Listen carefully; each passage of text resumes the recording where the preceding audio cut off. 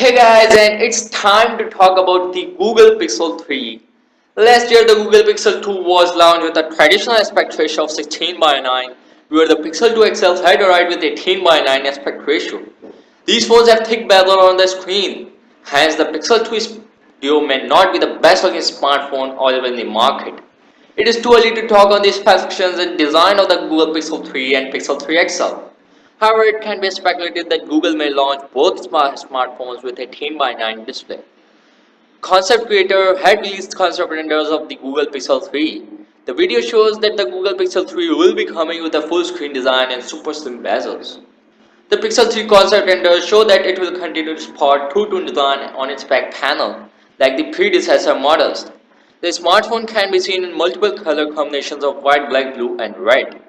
The major portion of the back panel seems to be made out of metal, and the portion housing the camera appears to be made out of glass.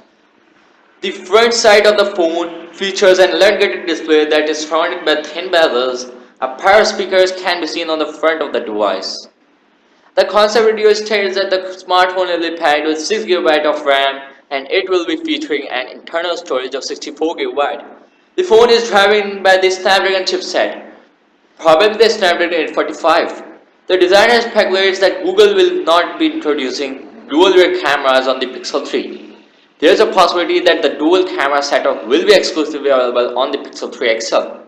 The rear side of the phone has a large sized camera sensor and a fingerprint scanner.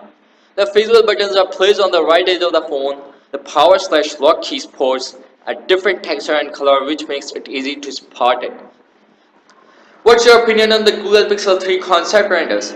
Do you think that the Google Pixel 3 that will launch later this year resemble with these renders? Let me know your thoughts about it in the comments down below. And don't forget to hit the subscribe button for the upcoming daily tech videos. And I'll catch you guys next one. See you soon.